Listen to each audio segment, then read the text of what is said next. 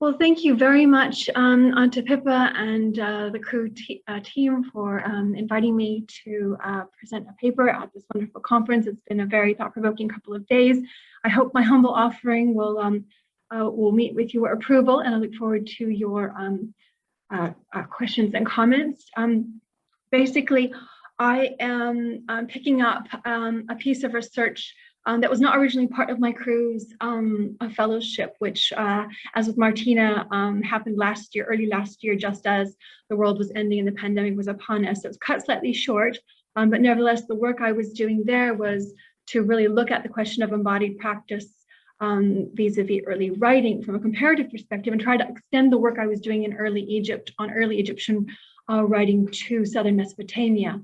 And sort of the reality of what that research requires means that I've taken a hard look at my backlog, and I've decided I need to focus on material that I already have work on underway, but to which these questions are relevant nevertheless. So I'm going to use only one main case study to explore this particular issue.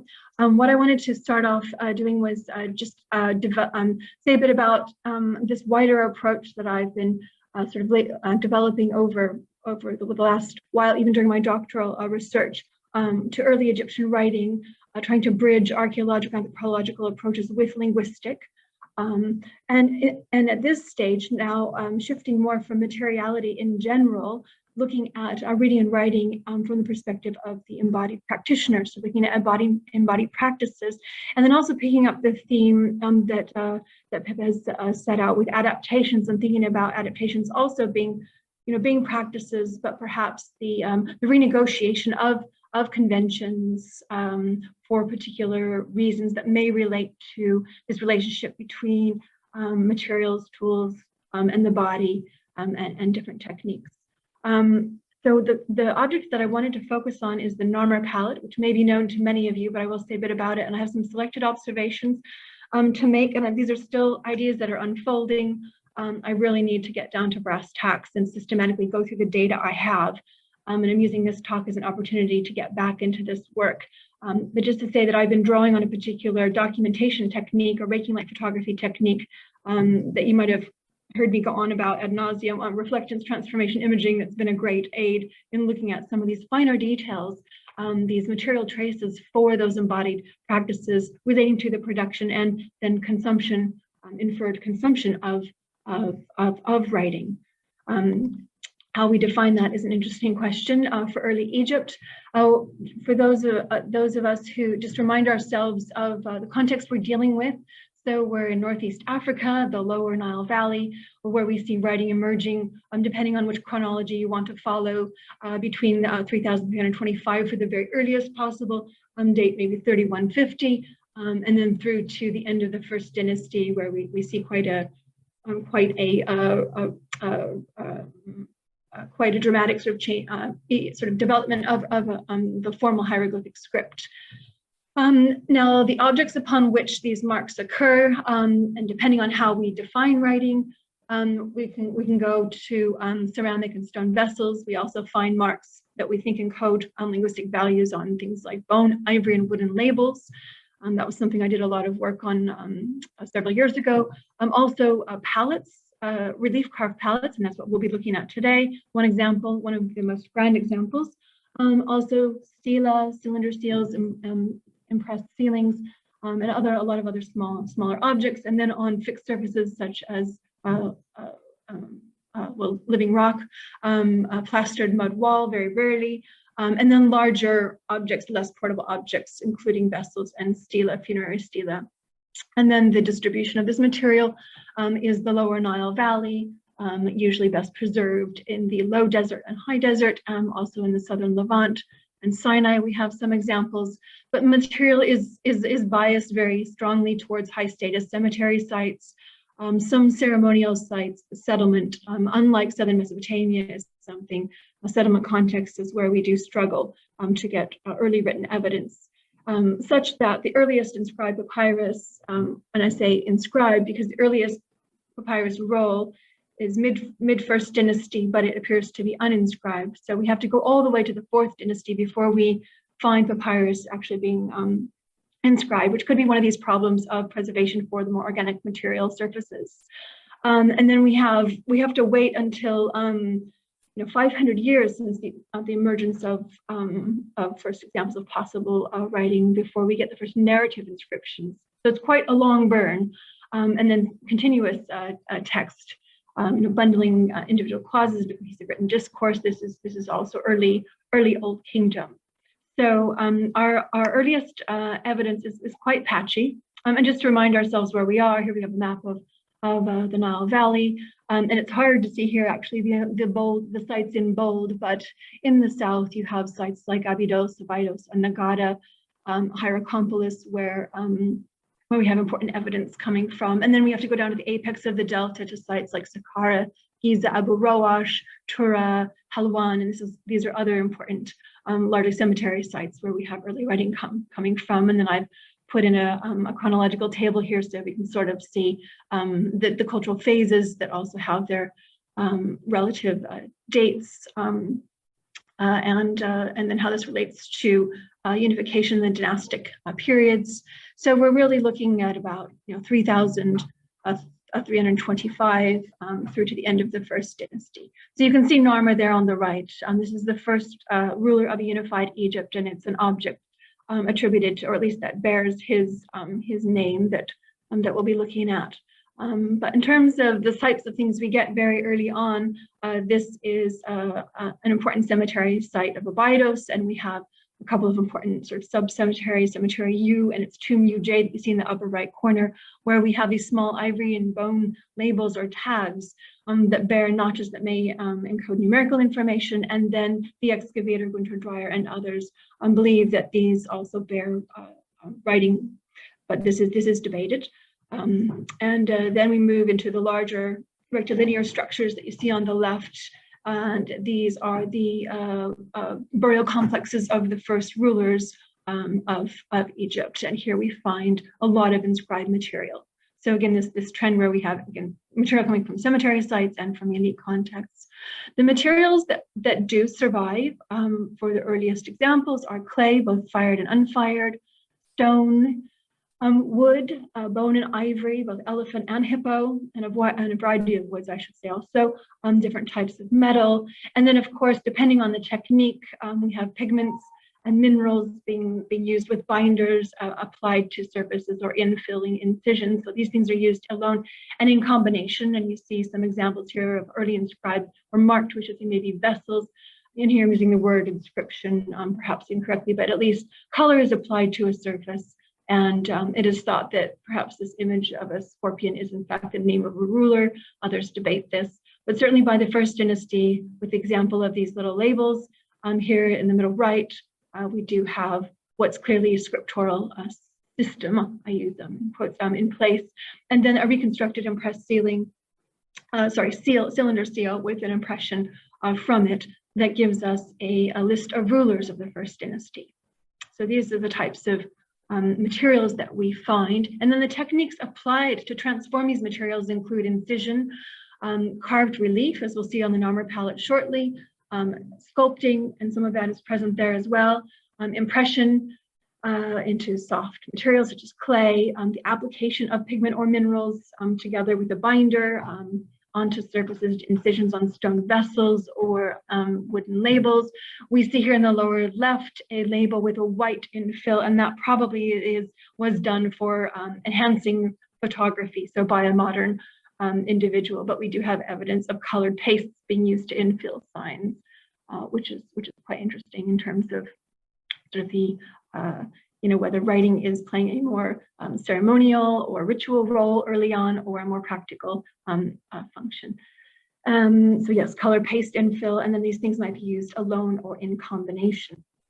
So we have materials which also bear traces of these techniques. And so these are two sources of evidence in combination that can give us insight into how people in the past were making, consuming, producing, consuming these things. But it's from this that we need to try to understand, if we think that looking more emphatically at the body is important, then how can we glean information about how the body is interfacing between tools and materials in the course of producing writing, and then and then the instantiation of meaning, the moments of viewing, reading, looking, and taking, and seeing meaning in the marks on these surfaces. How do we get at the writers and readers? Well, what we have preserved are the products of graphical activities, as I've just shown you, materials and techniques, their transformation. Very rarely do we have implements surviving from this early period, or at least identified as such an excavation, perhaps dismissed as bits of flint and not recorded. We have the human remains, the people that were buried in these cemeteries were surely some of them the writers and readers of this material. And then in the First Dynasty, we do have extrapolating from sort of Middle Egyptian back to the early signs, titles such as Khatem Tibiti, or Sesh, so scribe or seal bearer of the king.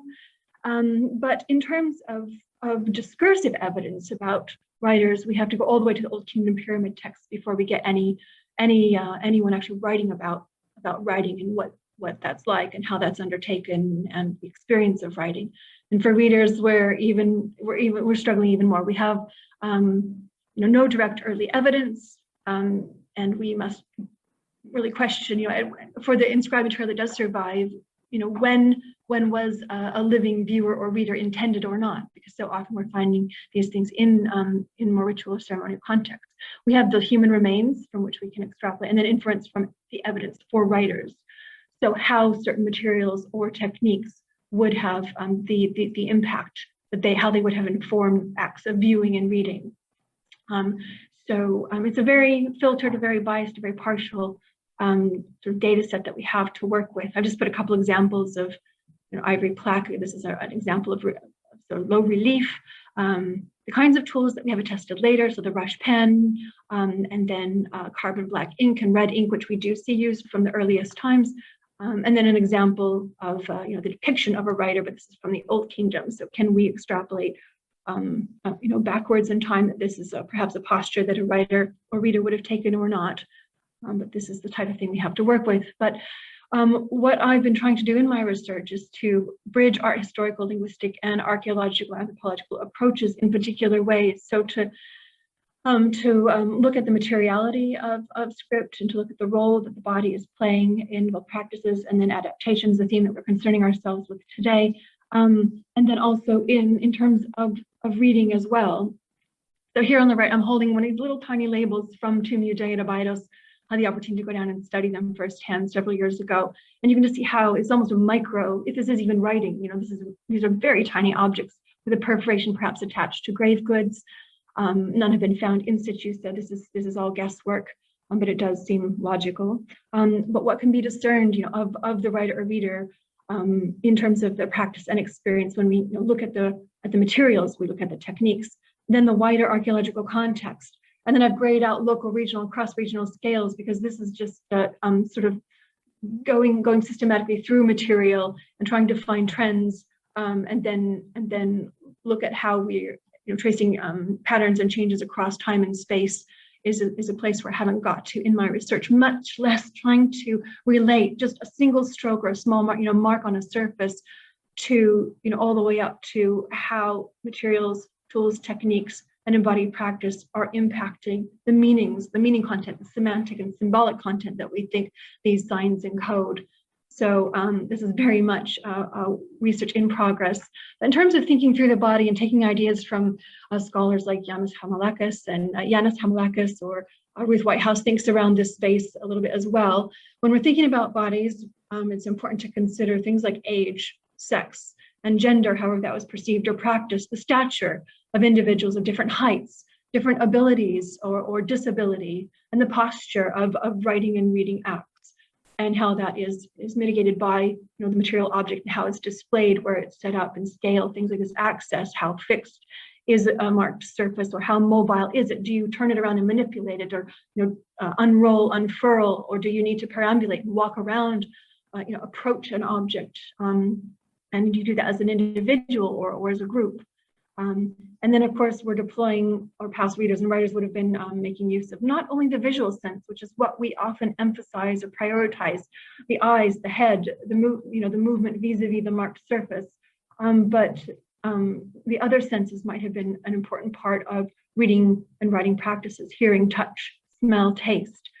So to try to think about how these might have been, from those material traces, how these might have been relevant to practices and adaptations, and then situating this within the wider context of religious, literary, administrative, or legal purposes for writing and levels of literacy. And can we be thinking about people who actually don't necessarily understand fully the more philological side or linguistic side, but can still engage with marks on surfaces in a meaningful way as part of various tasks, like equipping a tomb, for example, and being able to identify a location or quantity or a quality of something that's supposed to be placed in a particular chamber, but not necessarily being fully literate in that they are themselves a writer, a scribe. And then access in terms of individuals accessing inscribed surfaces versus social rules. Some objects may not be approachable by certain individuals based on occupation or sacred space and what have you.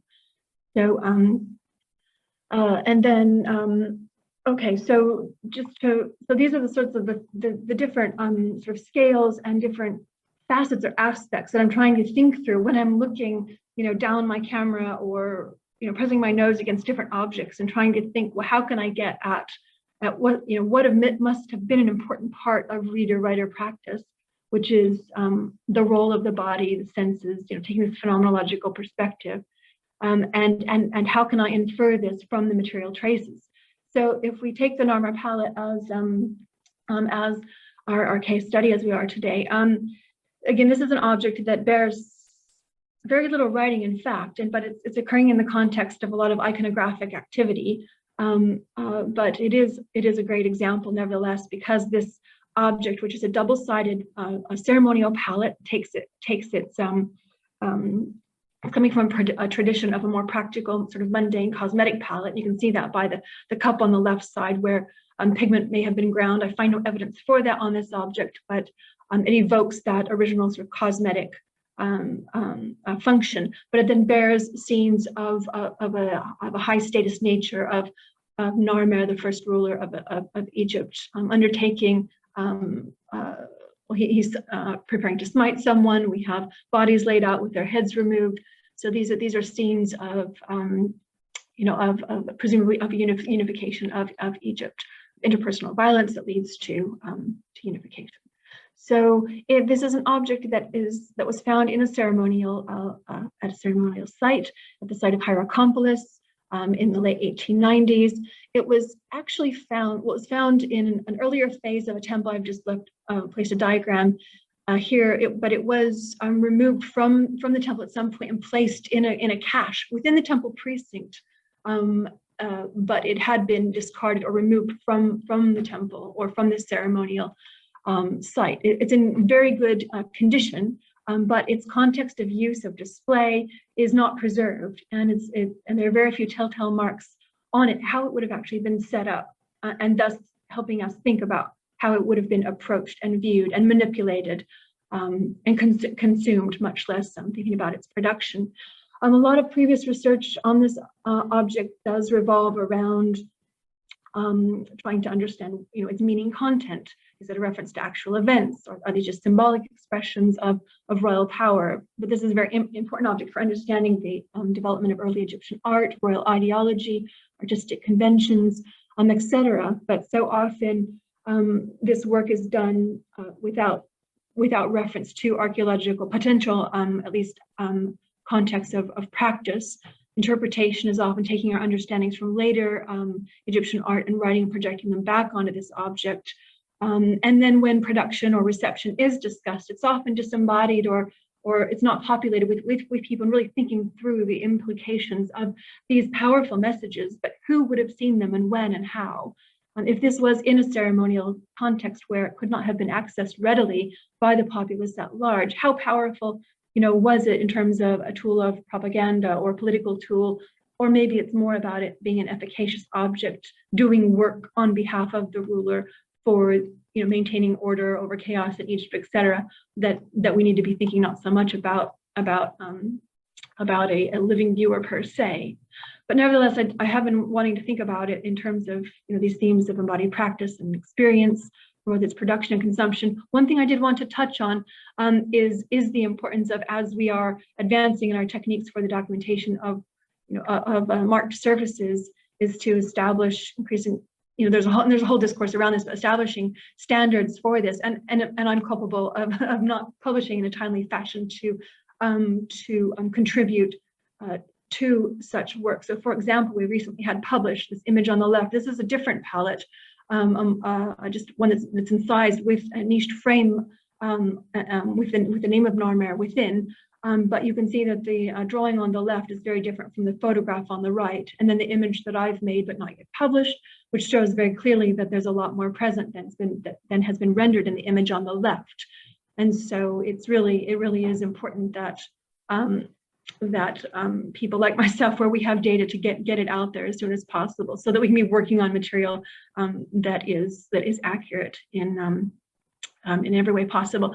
So the technique that I have been using is this raking light photography, where you apply illumination to a mark or any surface from different angles, and then using computer software to merge those images together. One is then able to visualize fine surface detail and texture in a way that lets us get, much like Martina's work with the 3D imaging, but this is just another way of getting at that. It's more qualitative, less quantitative, but still gives very good visualizations on surfaces such as this. So I wanted to just take you through a few motifs that I've been looking at in some detail. And this is an article. This draws from an article by Walter Fairservice, where he's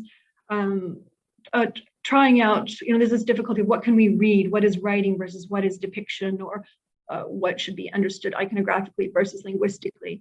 But in any case, he's sort of atomized all the various signs and motifs on the palette. And these are a few that I wanted to kind of go through to show you the types of material traces that we do get. And then what do I do with those? How do I systematically go through and try to make sense of them? So normally I would take you through using this viewer, where we could actually move the light around and relight the surface to see, because every time you move the light around, you see different lines and marks and things. And it's that dynamic viewing that really brings out the value, the wealth of information here. But if we look at these signs that are floating in front of these two individuals, we have the ruler with his headgear on and his sandalbearer following behind. And look more closely, here we have the name of Narmer spelled out with a catfish and a chisel. And you can see the array of marks around these signs, tool marks extending out to the right, and little excuse me, the fins on the fish. You can also see tool marks sort of slipping out, but the direction is changing. And so when we're imagining the carver having to sort of get up and move around the object, depending on if it's on a surface or on the lap, or pivoting and rotating the palette itself in the course of production. And this would have been a very different activity from the reading, presumably, but still the fact that this is carved in relief, shadow and light are going to be important for discerning these details that have been rendered so carefully on the surface. But we have marks for blocking out the signs, sort of carving deeply around them, and then there's the detailing added on them, and then polishing. So several different tools and different techniques are being used, and to different levels of detail and quality as we look around on the palette. So we have two instances of this individual who's the sandal bearer, and you can see how the sign on the same object is rendered quite differently. And thinking about adaptations, that maybe that things are being shifted around, there is sort of this tendency towards this block-like configuration that was being spoken about yesterday. It's starting to emerge here, but in any case, it's still, things are not quite as symmetrical as we might think for an object, such a high status object, perhaps, if indeed, is this a practice piece? Is this a finished piece? I have evidence that it's in fact unfinished. But clearly there's some negotiation and adaptation for different motifs they're repeated on the palette. Here we see a sign in front of this individual's face, which is thought to be an identifier either of a locality or, probably maybe a title or a name or something. But you can see again that there's a lot of manipulation of tools in the course of or orientation, going in many different directions. So a very vigorous, very dynamic activity would have been, creating this form this way of, not writing per se, but at least making, creating signs. Probably should be talking about an artisan rather than a writer, perhaps, but these terms are to be considered as we look at different materials and techniques of their transformation. Here we have a bird on a, probably not harpoon, but some kind of a pointed object. And again, you can see all the fine detail that we get with this kind of imaging and different directions. And so a very different activity compared to applying ink to a surface. Here's another cluster. Oh, I don't know what my computer's doing. Another couple of signs here, and I've got two different ways of visualizing the surface to sort of see the detail. But again, there's a lot of tool traces that give us an idea of how slipping and sort of overstepping the mark, and then the finer marks of and polishing. So this is again a very different sort of scribal writing activity compared to some of the other forms of writing we get. Now here's an example where we have on the upper part of the palette, on both sides, we have this niched frame that is thought to represent the palace facade or the residence, and then inside it, usually there's just a rectangle in the upper area that will have the name of the king in. But in this case, we see that the chisel is actually adapted into the facade. It's oriented vertically, and it sort of fills one of the linear elements in the facade. In one case, it goes all the way to the ground line. In the other case, the facade continues underneath it. And if we look at other examples, we see variations on this theme. And so a question is individual practice, where the artist is making the decision, or is there a temporal significance that, for example, one side of the palette was carved first, followed by the other, and so there was a change for whatever reason, and that adaptation to a new style, or maybe a new architectural reality that there was the structure in which Narmer was living, if this indeed represents the residence, the palace, there was some change, and so this is rendering the new palace the way it looks, or if this is just simply variations along a theme for this motif. But it's interesting that on the same object, in quite a formal, sort of monumental object, that we have such differently rendered ways of styles for this particular motif on the niche frame. There's also a couple of places where it looks like there's been slashes through signs, perhaps deliberately. It could be accidental damage. But I was just trying to think about, where can we find evidence for adaptation? Or, for example, if this object is being decommissioned and there are images on it, and we've seen this in the past, there are images that we don't want to be active or to have any, to be efficacious, to have any power, then to decommission them, to kill them. I don't know. It's not really that clear here, but there is a line that sort of runs right down the center of the catfish on one side in any case. And another example, there's a couple of X marks on the catfish on the other side. So I'm just sort of wondering if there are, that people are coming back to these objects and remarking them for other purposes. So that just looking at adaptation. I'm thinking about just see that the time is getting on, but thinking about the body again, and where this has been considered by Whitney Davis in his book on Masking the Blow, where he's looking in great detail at the palette and other objects. But he talks about manipulating the object with two hands, and in viewing, the viewer must move, flipping the object around, the right hand over the left to reverse the palette. But when you actually see the palette, firsthand, you realize how large it is, in fact. And we set it on a scale, and it actually weighs 14.6 kilos. It's a very large, unwieldy object, in fact. And so this does have implications for how it would have been manipulated in both its production and consumption. And so just a line drawing or a fixed light photograph, or the research without actually getting into the materiality of objects, we run the risk of developing interpretations that are actually physical impossibilities when we think more emphatically about the body. In terms of viewing, consuming, reading anything on on the palette, how would it have been set up in the museum today in Cairo? It's gone through a series of different display sort of mounts, where it's set up vertically. And in looking at the surface, I couldn't find any evidence for it having sat on either face and sort of being, abraded where it had sat on a hard surface. And so I do wonder if it had been mounted in a case of some kind, a wooden box or frame. What was interesting is on one side, there is evidence of insect activity that may have been from the main deposit, organic material wrapped around or near the pallet. It could have been organic material in the soil naturally, but it could have also been the case that this was wrapped in textile or kept in a wooden box or something. And that's what the termites, I think it was termites, were nibbling on based on the marks on the pallet. But it may have been mounted in something like that, a wooden frame perhaps. This is all conjecture. But in any case, to think about how it being a fixed object and how to move around it in order to engage with it is something worth considering.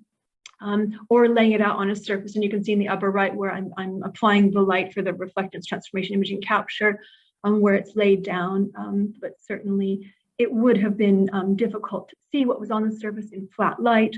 So in low light at sunset, if it was in an open court, for example, one would have required a light source, or else viewing it during certain times of day would have been vital. We don't have really clear evidence that was ever painted to have sufficient color contrast. So visibility of this for consumption, for the viewer, for the reader, would have been contingent upon particular light conditions. And then thinking about stature and approaching the object, if you were a child, if you were on knees, if you were, there would have been certain situations where you would not have been able to view it. So it would have been contingent upon particular embodied circumstances. And then certainly in this case, it could have been something that multiple people could have viewed or examined at the same time, compared with the little label I showed you earlier, which would have been a very intimate, personal sort of viewing experience, holding it in the hand in order to get it close enough to the face to see what was written there. So the scale of this object, as well as its materiality, the technique of its production, how it was set up vis-a-vis the body, all of these things would have come together to enable or preclude the consumption of those symbolic meanings that we so often focus our research on. So taking a step back to sort of re-embody, repopulate our accounts of early written objects, I think it's an important approach to take. And I just wish I was further along in my research to be able to say more about the implications of this in a more systematic way, but just to give you an idea of some of the things I'm thinking through.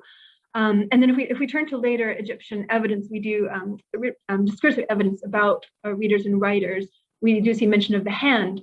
So thinking about the manual manipulation, but also the mouth being important, the reading aloud. And so if we also think about oral transmission of written content, that at least in later Egyptian written evidence is telling us that was prioritized perhaps more over silent reading. So again, a multisensory approach is helpful in thinking about these issues also. So to sum up, and I'm running over a little bit, so apologies, but I am endeavoring in my work to bridge these different approaches, bring the archaeological anthropology to more emphatically to what writing means and does in early Egypt, and using advanced imaging techniques to look at traces for these things, to re-embody, repopulate our work on when we're looking at tools and techniques, and to move beyond the visual bias and I think more holistic about sensory perception, and then also needing to follow this up with some experimental work, which I've done a bit of for bone and ivory in terms of early writing, but not so much with stone carving. But I am working with a stone carver vis-a-vis the Narmer palette to try to interpret a lot of the marks that I'm seeing, because I'm just not qualified for this kind of work. So I need someone who is actually behind the chisel to help me make sense of the kinds of tools and things that are being used. But I think that brings me to the end of what I wanted to share with you today. So thank you for your attention, and I'm happy to take any questions or comments.